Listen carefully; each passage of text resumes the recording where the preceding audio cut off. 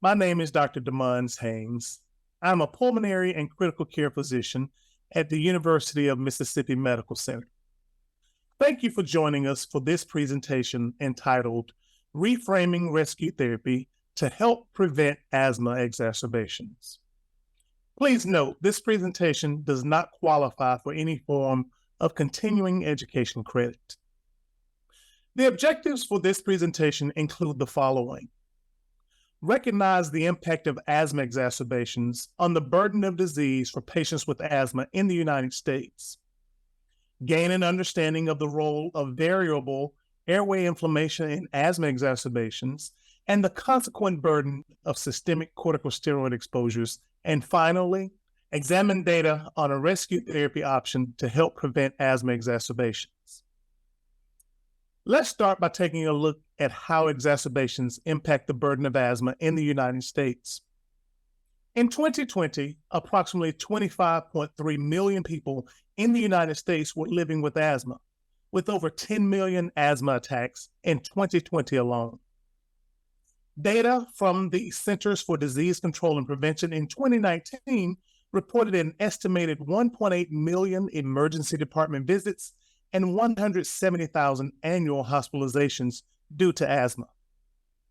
Additionally, a retrospective study which evaluated claims data in over 435,000 patients from 2012 to 2017 showed that nearly 2/3 of patients 12 years of age or older with persistent asthma received oral corticosteroids during the follow-up period.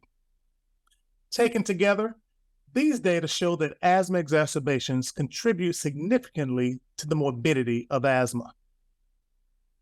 With a significantly improved understanding of the pathophysiology of asthma and a number of therapies developed in recent years, one might have expected a greater improvement in these numbers. Unfortunately, as you can see here, decades of scientific innovations have not resulted in the exacerbation reduction we might have expected. As the U.S. population has grown, so too has the prevalence of asthma. You can see that the estimated number of patients recognized as having asthma has more than doubled from 1990 to 2020. While hospitalizations have decreased, as shown with the blue line, emergency department visits, as shown with the red line, have not changed significantly. How can we better understand why severe asthma exacerbations are still occurring at such a high level? Major scientific discoveries have been made surrounding asthma, generating multiple updates by the Global Initiative for Asthma, or GINA, and the National Asthma Education and Prevention Program, or NAEPP. Yet, the burden of asthma persists. Perhaps we need to go back to the basics and take a closer look. Airway inflammation is central to asthma symptoms and exacerbations. In patients with asthma, we can see tightened airway smooth muscles, airway wall swelling, infiltration with inflammatory cells, mucus gland hypersecretion, and a thickened subepithelial basement membrane with fibrosis. These changes can result in airway luminal narrowing and symptoms. And importantly, the inflammation and symptoms of asthma vary over time and intensity and can lead to asthma exacerbations. Patients with asthma experience episodic exposures to allergic and non-allergic triggers that can lead to variability in inflammation and symptoms. Treatment with anti-inflammatory maintenance therapies is intended to address baseline levels of inflammation, as shown by the dashed line in the illustration.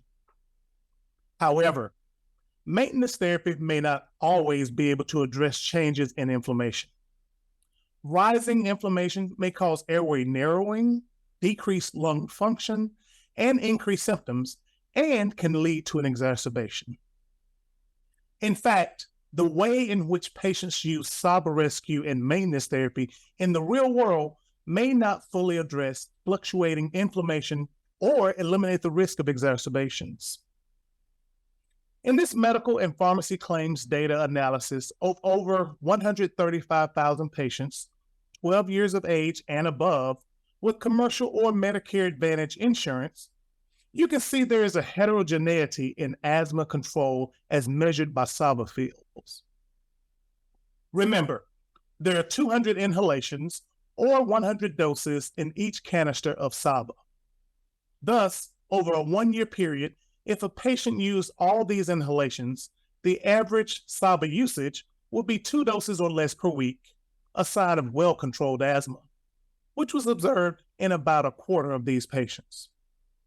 And if a patient used 2 to 3 canisters of SABA in a year, this would equate to more than twice a week dosing, but not daily, thus indicating not well-controlled asthma, as you can see here in about half of these patients. A fourth fill or more would provide enough SABA doses for daily use over a 52-week period, suggesting very poorly controlled asthma, as observed in about a quarter of these patients. It's not surprising that patients with worse symptom control would adhere to their maintenance therapy more, as assessed by their medication possession ratio, or MPR, over the 1-year observation period following a SABA fill. With increasing SABA fills, MPR increased from 53% to 66%, and this is actually quite good relative to what is reported in the literature. Nonetheless, regardless of the level of control or adherence to maintenance therapy, about 50% of patients experienced 1 or more annual severe asthma exacerbations. What about those patients who have good control and high adherence to their maintenance therapies? What is their risk for exacerbations? Let's look at additional medical and pharmacy claims data from over 350,000 people 12 years of age and above with commercial, Medicaid, or employer-sponsored Medicare insurance coverage. Of the overall study population, nearly 31% were considered to have well-controlled asthma, as defined by filling only 1 SABA in a year. Approximately 13% had high adherence based on maintenance medication fills over a 1-year time period and a standard of maintenance medication possession ratio of greater than or equal to 80%. The bar graph shows the 4% of patients in this analysis who were considered to have both good control and high adherence. Approximately 36 to 54% of these patients experienced 1 or more severe exacerbations annually, regardless of the level or type of maintenance therapy. Thus, patients with persistent asthma are at risk of exacerbations irrespective of asthma control, maintenance adherence, or disease severity. While treatment of exacerbations with systemic corticosteroids is often necessary and effective, observational data has suggested that standard bursts of systemic corticosteroids may result in a cumulative steroid burden impacting future health. Shown here is data from an observational study by Price et al. Demonstrating the potential risk of developing adverse health conditions due to varying levels of cumulative SCS exposure. The risk of developing conditions such as diabetes, anxiety, and depression as a result of systemic corticosteroid use increased as exposure to systemic corticosteroids accumulated over a lifetime. Shown here, statistical significance was evident when cumulative lifetime systemic corticosteroid exposure crossed a threshold of 500 milligrams to just under 1,000 milligrams. A greater risk occurred and more adverse conditions emerged, such as osteoporosis and cardiovascular disease, between 1,000 milligrams and 2,500 milligrams of cumulative systemic corticosteroid exposure. In a separate retrospective cohort study and self-controlled case series, it was observed that within 30 days of oral corticosteroid initiation, the incidence of adverse events such as sepsis, venous thromboembolism, and fracture approximately doubled. Thus, treatment of exacerbations with systemic corticosteroids contributes to the burden of disease that may affect future health. You might be wondering how easily reaching the 500 or 1,000 milligram levels happen in clinical practice. Based on recommendations from GINA and the NAEPP Expert Panel Report 3 from 2007, where a range of SCS dosing options are provided, even with one burst, a patient could be exposed to or even exceed that 500 milligram threshold, as shown starting with the yellow in the bottom right of the first column. With the second burst, the majority of patients would reach exposure levels of at least 500 milligrams, with some even reaching at least 1,000 milligrams, as shown in the red at the bottom right of the second column. And with the third burst, most patients would have reached a cumulative threshold where the risk for chronic adverse health conditions is significantly increased. Keep in mind, this is illustrative of the use of SCS for asthma and does not include other cumulative exposures patients may receive for the treatment of other conditions. In real-world use, it can be quite difficult for clinicians to track cumulative lifetime SCS exposures, as electronic medical records are often incomplete. This begs the question, is there a window of opportunity to interrupt an impending exacerbation and avoid the need for systemic corticosteroids? Findings from the FACET study presented on this slide can help answer that question. The FACET study examined the patterns of change in peak expiratory flow rate, symptoms, and rescue use in the days preceding 425 exacerbation events. As shown on the graph, circled in red, it was observed that the peak fell while symptoms and the use of bronchodilators increased in the 10 days before the onset of an exacerbation. And note that rising airway inflammation can result in decreased lung function, increased symptoms, and increased rescue bronchodilator use. Therefore, interrupting a rise of inflammation may prevent the occurrence of an exacerbation and avoid the need for systemic corticosteroids. Treating symptoms and inflammation concomitantly with rescue or reliever therapy that includes both an ICS plus a fast-acting bronchodilator is supported by the latest recommendations from GINA and NAEPP. As a reminder, SABAs and formoterol are considered fast-acting bronchodilators. In fact, NAEPP guidance from 2020 incorporates this concept at steps 2, 3, and 4 as preferred therapy, with concomitant ICS plus SABA recommended at step 2, and ICS plus formoterol maintenance and rescue at steps 3 and 4. GINA 2023 also supports this approach with ICS formoterol as a preferred reliever across all treatment steps in track 1. In GINA, SABA alone as reliever therapy is no longer recommended. Also, GINA states, the risk of severe exacerbations and mortality increases incrementally with higher SABA use independent of the treatment step. It is important to remember that the use of ICS formoterol is not approved in the United States for concomitant maintenance and rescue therapy or for as-needed rescue. The recommendations for ICS formoterol are based on clinical data evaluating the use of ICS formoterol formulations and strengths not approved and not available in the United States. GINA 2023 includes recommendations for the concomitant use of SABA and ICS in its track 2 controller and reliever treatment steps for patients of all disease severities. As can be seen, the reliever options recommended in this track are as-needed SABA or as-needed ICS SABA. GINA also states that before considering a reliever regimen with a SABA, check if the patient is likely to adhere to daily controller treatment. GINA emphasizes a personalized asthma management plan involving a continual cycle of assessment, adjustment of treatment, and review. The plan should be developed according to an individual patient's needs in order to achieve the goals of asthma treatment. Let's review what we have discussed so far. The impact of exacerbations on the burden of asthma in the United States is significant, despite decades of scientific discoveries and updated management recommendations.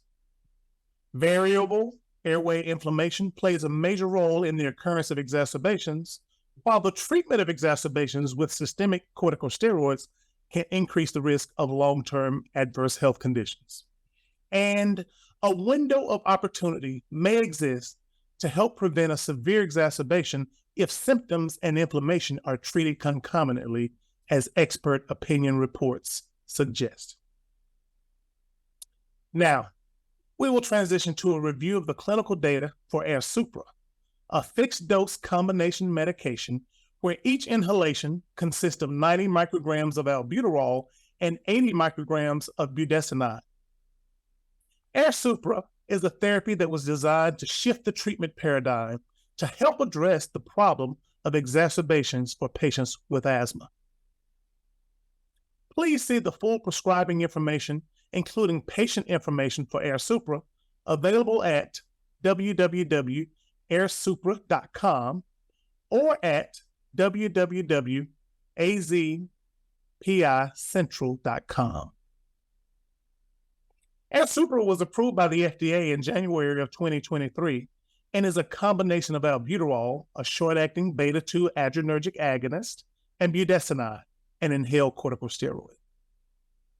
AirSupra is indicated for the as-needed treatment or prevention of bronchoconstriction and to reduce the risk of exacerbations in patients with asthma 18 years of age and older.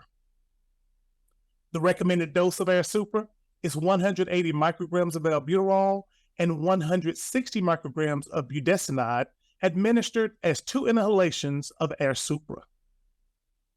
Patients are instructed not to exceed more than 6 doses or 12 inhalations in a 24-hour period. Before reviewing the clinical data, let's focus on some select important safety information. Contraindications to using AirSupra include hypersensitivity to albuterol, budesonide, or any of the excipients. Deterioration of asthma can occur acutely or chronically. So if a patient continues to experience symptoms after using AirSupra or requires more doses of AirSupra than usual, it may be a marker of asthma destabilization. AirSupra can produce paradoxical bronchospasm, which may be life-threatening. If paradoxical bronchospasm occurs, AirSupra should be discontinued immediately and alternative therapy instituted. When associated with inhaled formulations, it frequently occurs with the first use of a new canister. AirSupra, like other drugs containing beta-2 adrenergic agonists, can produce clinically significant cardiovascular effects in some patients and may need to be discontinued. AirSupra should be used with caution in patients with cardiovascular disorders, especially coronary insufficiency, cardiac arrhythmias, and hypertension. Please see additional safety information and the full prescribing information, including patient information, at the end of this presentation. Let's now review key AirSupra data from the Mandala study, a pivotal phase 3 clinical trial used to support the approval of as-needed therapy with a combination of albuterol and budesonide. The Mandala study was designed to evaluate the efficacy and safety of the albuterol in combination with budesonide given as needed, albuterol over budesonide, 180 over 160 micrograms, or 180 over 80 micrograms, with each dose consisting of 2 actuations of 90 over 80 micrograms, or 90 over 40 micrograms, respectively, versus as needed albuterol, 180 micrograms, each dose consisting of 2 actuations of 90 micrograms, as rescue therapy in patients with uncontrolled moderate to severe asthma. This event-driven study enrolled symptomatic patients who had experienced at least 1 severe asthma exacerbation in the previous year and were receiving maintenance therapy to treat moderate to severe asthma, as defined by GINA, for greater than or equal to 3 months prior to study entry. Randomized patients continued their background maintenance therapy throughout the trial. It is important to note that while patients 12 to 17 years of age were included in Mandala, AirSupra is not approved in this age group. Therefore, efficacy results are only presented for adults 18 years of age or older. Since albuterol budesonide 180 over 80 micrograms is not an approved dose, this presentation will not include results for this arm of the study. In addition, select inclusion criteria for the Mandala trial were as follows: symptomatic patients with moderate to severe asthma, a physician diagnosis of asthma documented for at least 1 year, and were receiving one of the following scheduled asthma maintenance therapies for greater than or equal to 3 months, with stable dosing for 4 or more weeks prior to screening. Medium to high dose ICS or low to high dose ICS in combination with LABA with or without additional controller, a leukotriene receptor antagonist, a long-acting muscarinic antagonist, or xanthines. Pre-bronchodilator FEV1 of greater than or equal to 40 to less than 90% predicted normal and confirmed reversibility to albuterol were also inclusion criteria, along with an ACQ-5 score greater than or equal to 1.5 at visit 2, indicating uncontrolled asthma. Key exclusion criteria included chronic obstructive pulmonary disease or other significant lung disease, systemic corticosteroid use within 6 weeks prior to screening, chronic oral corticosteroid use greater than or equal to 3 weeks within 3 months prior to screening, and biologic treatment within 3 months or 5 half-lives of screening. As you can see in the adult efficacy population, 2,940 patients, baseline demographics for the 979 patients in the albuterol budesonide 180 over 160 micrograms arm were similar to the 980 patients in the albuterol 180 micrograms arm of the study. Overall, the mean age was 52 years, and of patients included, 66% were female, 82% were white, and 25% were of Hispanic or Latino ethnicity. Baseline disease characteristics were also comparable across the treatment arms. The mean pre-bronchodilator forced expiratory volume in 1 second was about 63% of predicted normal, with the mean reversibility of about 28%. With respect to the ICS maintenance-based therapies, roughly 30% of patients were receiving low-dose ICS long-acting beta-2 agonists, LABA, or medium-dose ICS. 40% were receiving medium-dose ICS LABA or high-dose ICS, and 28% were receiving high-dose ICS LABA. About 80% of patients had one exacerbation in the 12 months prior to screening, whereas about 20% had more than one severe exacerbation. Additionally, the mean ACQ-5 score was 2.6, indicative of uncontrolled asthma, and the mean AQ-LQ plus 12 score was 4.6 across treatment groups.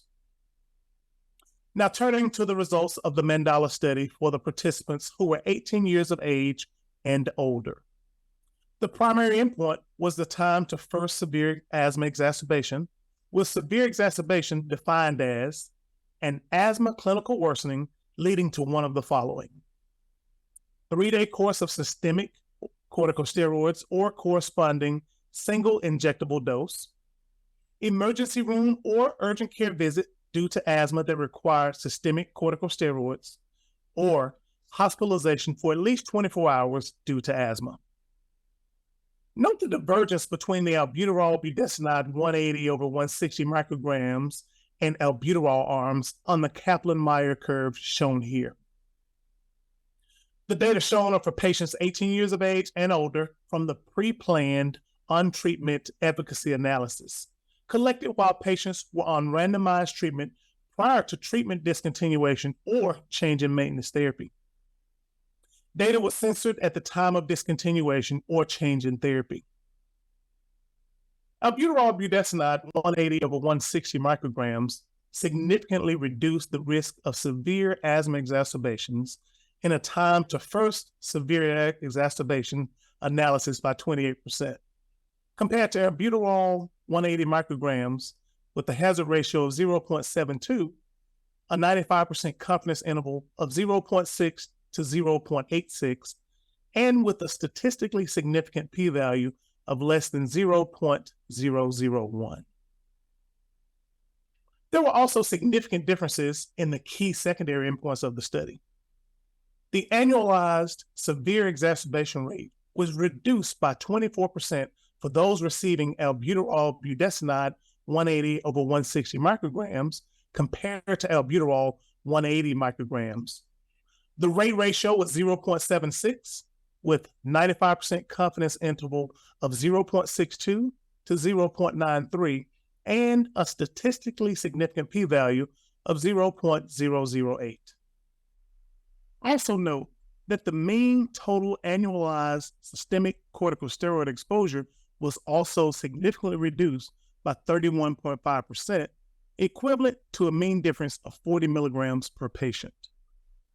Now that we have reviewed efficacy results, let's look at a summary of adverse reactions reported in greater than or equal to 1% of the overall study population. For albuterol budesonide 180 over 160 micrograms, headache was 4.3%, oral candidiasis was 1.3%, and cough was 1%.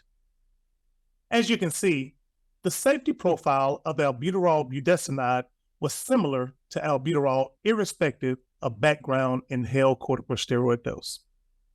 Just a reminder that the adverse reactions shown for albuterol budesonide 180 over 160 micrograms and albuterol 180 micrograms are for the patients 12 years or older. AirSupra is not approved for patients 12 to 17 years of age. AirSupra is indicated for the as-needed treatment or prevention of bronchoconstriction and to reduce the risk of exacerbations in patients with asthma 18 years of age and older. To complete the description of AirSupra, the next 3 slides provide additional important safety information. Patients should not exceed the recommended dose. Clinically significant cardiovascular effects and fatalities have been reported in association with the excess use of inhaled sympathomimetic drugs.